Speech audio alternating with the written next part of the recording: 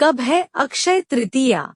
जानिए पूजा, शुभ मुहूर्त और महत्व और अक्षय तृतीया पर्व से जुड़े 10 महत्वपूर्ण तथ्य। नमस्कार दोस्तों, स्वागत है आप सभी का। चलिए आज का वीडियो शुरू करते हैं।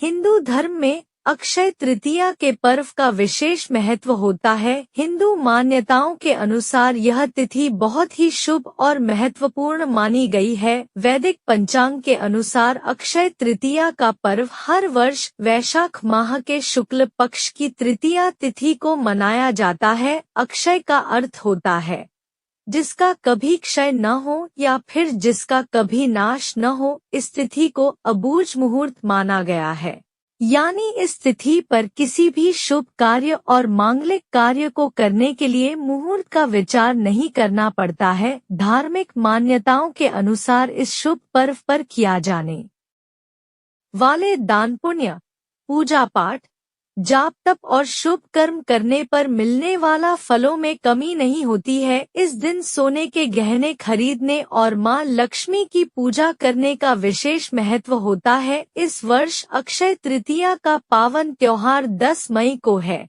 ऐसे में आइए जानते हैं इस पर्व के महत्व और तिथि के बारे में। अक्षय तृतीया तिथि और पूजा, शुभ मुहूर्त 2024।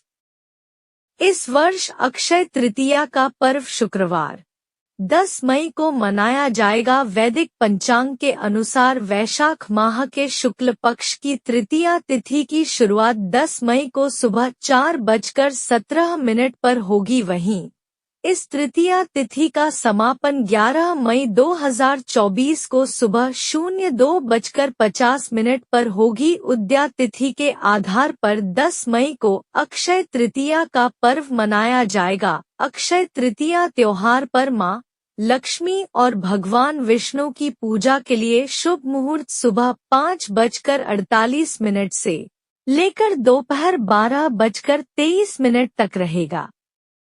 अक्षय तृतीया का महत्व। अक्षय तृतीया के पर्व को आखा तीज के नाम से भी जाना है। इस दिन को परशुराम जयंती के रूप में भी मनाई जाती है। यह पर्व हिंदू और जैन दोनों ही धर्म के भक्तों के लिए विशेष होता है। धार्मिक मान्यताओं के अनुसार अक्षय तृतीया तिथि पर ही त्रेता और सतयुग का आरंभ भी हुआ था, इसलिए इसे कृत्युगादि तृतीया भी कहते हैं।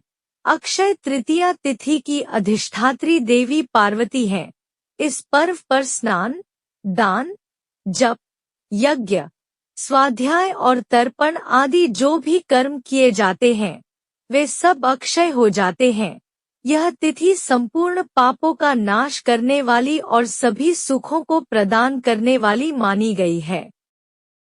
शुभ कार्यों को संपन्न करने के लिए अक्षय तृतीया की तिथि बहुत ही खास मानी गई है। इस दिन नई योजना को शुरू करने, नए व्यवसाय, नौकरी, नए घर में प्रवेश करने और शुभ खरीदारी के लिए बहुत ही शुभ माना गया है।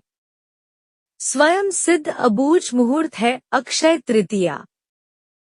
शास्त्रों में अक्षय तृतीया तिथि को स्वयं सिद्ध अबूझ मुहूर्त माना गया है, यानी इस तिथि पर बिना मुहूर्त का विचार किए सभी प्रकार के शुभ कार्य संपन्न किया जा सकता है। इस दिन कोई भी शुभ मांगलिक कार्य जैसे विवाह, गृह प्रवेश, सोने चांदी के आभूषण, घर, भूखंड या वाहन आदि की खरीदारी से संबंधित कार्य किए जा सकते हैं। ऐसी मान्यता है कि इस अबूझ मुहूर्त की तिथि पर व्यापार आरंभ, गृह प्रवेश, वैवाहिक कार्य, सकाम अनुष्ठान, दान पुण्य, पूजा पाठ अक्षय रहता है, अर्थात वह कभी नष्ट नहीं होता। अक्षय तृतीया पर्व से जुड़े 10 महत्वपूर्ण तथ्य। एक अक्षय तृतीया तिथि पर भगवान विष्णु के छठे अवतार भगवान श्री परशुराम जी की जयंती भी मनाई जाती है। भगवान परशुराम को चिरंजीवी माना गया है, इस कारण से इस चिरंजीवी तिथि भी कहा जाता है। 2 अक्षय तृतीया पर ही सतयुग और त्रेतायुग का प्रारंभ हुआ था। 3 भगवान विष्णु के अवतार नरनारायण और हयग्रीव का अवतरण अक्षय तृतीया तिथि पर ही हुआ था। 4 इस तिथि पर ही ब्रह्मा जी के पुत्र अक्षय कुमार का आविर्भाव हुआ था। 5 अक्षय तृतीया के दिन ही वेद व्यास और श्री गणेश द्वारा महाभारत ग्रंथ के लेखन का प्रारंभ किया गया था।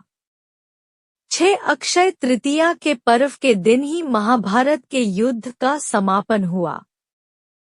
7 धार्मिक मान्यताओं के अनुसार अक्षय तृतीया की तिथि पर ही मां गंगा का पृथ्वी में आगमन हुआ था।